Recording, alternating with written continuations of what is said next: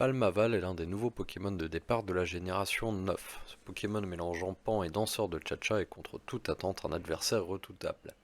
Son talent Impudence lui permet de monter son attaque de 1 niveau pour chaque KO qu'il inflige à son adversaire, et cela s'ajoute à son attaque Danse aquatique et augmente sa vitesse de 1 niveau après chaque utilisation, ce qui rend alors Palmaval hors de contrôle très rapidement. L'utilisation de la veste d'assaut augmente sa défense spéciale de 50%, ce qui lui permet de tenir bon face à des attaques qu'il aurait mis KO en temps normal. Ça lui permet aussi de répliquer avec force et surprise. En contrepartie, le porteur de la veste d'assaut ne peut utiliser que des attaques infligeant des dégâts directs. Et ça tombe bien parce qu'entre tours rapides qui permettent de se débarrasser des pièges d'entrée et d'autres nuisibles, ainsi que close combat pour mettre KO en un coup les cibles les plus coriaces, notre grand dindon a tout un panel utilitaire incorporé à ses attaques directes, pour un résultat fracassant.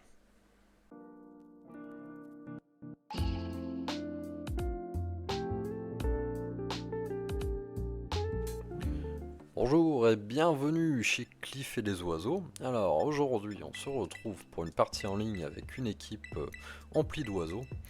Alors est-ce un choix stratégiquement raisonné? Alors j'ai envie de vous dire absolument pas, mais ça va pas nous empêcher de le faire.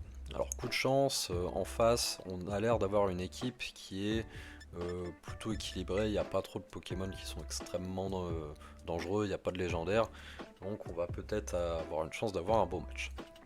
On lance la partie, on va commencer avec le Lestombel qui va être notre leader et qui va avoir pour but d'empêcher l'adversaire de faire ce qu'il souhaite faire, de par l'attaque sabotage, de par voilà, pas mal d'options indirectes. On peut enlever les objets, on peut empêcher les adversaires de faire des attaques indirectes et on peut mettre le très précieux piège roche. C'est ce qu'on va faire, on va mettre le piège roche et en face le leader, le Muscarade, on peut pas faire grand chose contre nous, on est un type vol, c'est un type plante. Voilà, vaut mieux qu'il s'en aille, vaut mieux qu'il utilise l'attaque demi-tour pour mettre un autre Pokémon en face, puisqu'il avait peu de chance de 1 contre 1 notre fameux Lestombel. Alors, j'ai vu dans la team preview qu'il y avait un Corvalus en face, et le Corvalus, son but principalement, c'est d'enlever les pièges rock et autres pièges d'entrée. Il y a de fortes chances qu'il arrive, et en effet il arrive, et il y a 90% de chances, voire plus, qu'il nous fasse l'attaque du coup anti-brume pour enlever les pièges rock qu'on vient de mettre. Alors moi je me dis, qu'est-ce que je fais? On va faire une petite attaque demi-tour, pour voir si déjà il est physiquement défensif ou pas. S'il est physiquement défensif, il va sans doute avoir le casque de chantier sur lui qui va nous faire quelques dégâts. Et en effet, on voit qu'il a le casque de chantier. Donc ça c'est bon à savoir, c'est-à-dire qu'on va pouvoir l'attaquer sur le plan spécial. Donc je vais mettre mon équipement en jeu, qui lui a un panel d'attaque spéciale plutôt intéressante. Un équipement qui est que j'ai entraîné de manière offensive, donc ça c'est généralement une surprise pour l'adversaire. Les équipements, ils essaient plutôt de vivre longtemps pour avoir un maximum de temps de pluie sur le terrain. Moi je l'ai fait attaquer vite et attaquer fort. Là je vais cliquer sur Hydrocanon et je pense que le Corvalus en face il s'est pris plus de dégâts que prévu. Par contre, voici l'attaque vent arrière, attaque qui octroie un bonus de vitesse à tous les Pokémon adverses pendant 4 tours, et ça c'est bien malheureux, c'est très dangereux, parce que c'est l'occasion parfaite à l'adversaire de mettre en jeu un Pokémon offensif qui, grâce à la vitesse améliorée de vent arrière, va pouvoir attaquer en premier à tous les tours pendant 4 tours et risque de décimer mon équipe. Cependant, qu'est-ce qu'on voit en face? On voit un gros blob spécialement défensif. Choix étrange, généralement on veut mettre quelque chose d'offensif en face quand il y a vent arrière, mais là on a un mur de défense spéciale. Pourquoi pas. Je vais en profiter pour changer de Pokémon et je vais essayer de perdre un maximum de temps possible. Il faut que le vent arrière s'épuise, donc on doit avoir 2 ou 3 tours à tuer là encore. Donc on va mettre un autre pivot, un autre Pokémon qui a une attaque équivalente à demi-tour, qui là va être changé clair. Va pas faire beaucoup de dégâts contre le blob en face, Mais au moins on va perdre du temps, l'adversaire va pas trop savoir quoi cliquer parce qu'on n'arrête pas de changer de Pokémon. Et avec un peu de chance, on va pouvoir mettre sur le terrain après une vraie menace quand il n'y aura plus de vent arrière. En attendant, on met le lac Messing qui est très intéressant. Il a le talent hydratation. Alors qu'est-ce que ça fait le talent hydratation? Ça fait que quand on a un effet de statut sur nous, et ben, il est purgé, il est enlevé si il pleut. Là, c'est exactement ce qui vient de se passer. On s'est fait empoisonner et bah, le poison a été purgé grâce à la pluie et au talent hydratation. Et une synergie qui est vraiment pas mal, c'est l'attaque reste, l'attaque repos. L'attaque repos, quand on l'utilise, on regagne tous nos points de vie, mais on devient endormi pendant 2 tours. Mais le fait d'être endormi, c'est un statut. Donc ça veut dire que hydratation, ça va nous permettre de nous enlever le debuff, de nous enlever le sommeil, et de simplement avoir regagné tous nos points de vie en un clic. Donc ça c'est super fort.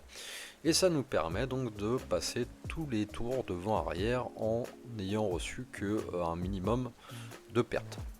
Alors je décide de mettre un coup assez dur au blob d'en face.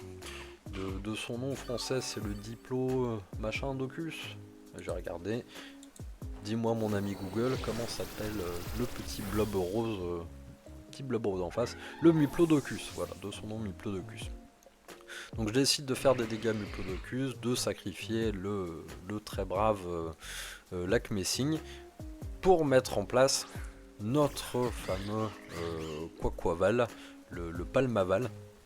Et le Palmaval qui a une veste d'assaut, donc qui reçoit des dégâts réduits des attaques spéciales. Attaque que nous fait depuis tout à l'heure le Muplodocus. Donc je décide d'utiliser une attaque de type givre pour m'assurer que le Muplodocus tombe face à l'assaut acharné de mes Pokémon. Et une bonne et une mauvaise nouvelle. Bonne nouvelle, notre talent imputant augmente notre statistique d'attaque de 1 niveau parce qu'on a mis KO un Pokémon avec notre Palmaval. Mais comme on a eu contact avec lui, le talent du Muplodocus a réduit notre vitesse d'un niveau. Donc on a plus 1 attaque et moins vitesse. Ça c'est problématique, mais coup de bol, il n'y a pas un Pokémon très rapide en face, il y a le gros Corvalus, et je me dis, on va Terra cristalliser, c'est plus facile à dire en anglais, on va Terra cristalliser le Palmaval pour augmenter ses dégâts de type eau de 50%. On va faire attaque danse aquatique qui augmente la vitesse de un niveau une fois après l'avoir utilisé. Coup de chance, on tue le Corvalus en un coup, donc ça nous permet de ne pas prendre de dégâts, et on se retrouve à nouveau à avoir une statistique de vitesse neutre, parce que le plus 1 de vitesse a compensé le moins de vitesse. Par contre, comme on a mis KO un autre Pokémon, et on regagne plus 1 d'attaque. Donc là actuellement on est à plus 2 d'attaque et stat normale de vitesse. Donc là le Palmaval il devient extrêmement dangereux.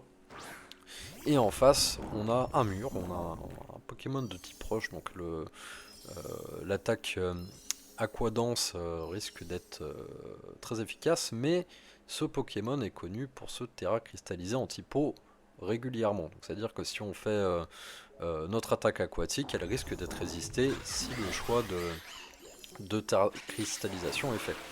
Le truc, c'est que je me dis, au pire des cas, il se terra cristallise, il survit un coup, on se prend quelques dégâts en retour, mais ça risque pas de mettre KO notre Palmaval en un tour. Donc ça nous permettra de le battre en 2 tours.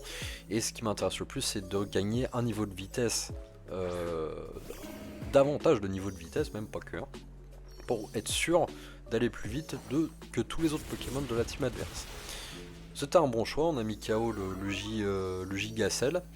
Et on se retrouve contre un Pokémon qui est généralement spécialement défensif, un Octali, et on le met KO avec un close combat super efficace en un coup.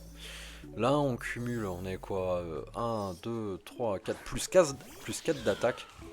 Le pauvre chat en face, il va pas plus vite que nous. Peu de chance qu'il aille plus vite que nous avec notre plus 1 ou plus 2 de vitesse.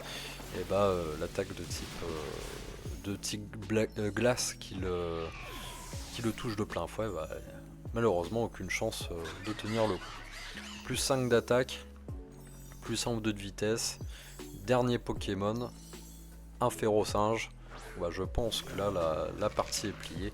C'était un exemple brillant du potentiel de Palmaval, hein, on voit quand on le laisse faire 2-3 danses et mettre KO un ou deux Pokémon, bah voilà, ça fait effet boule de neige, en quelques tours il devient incontrôlable.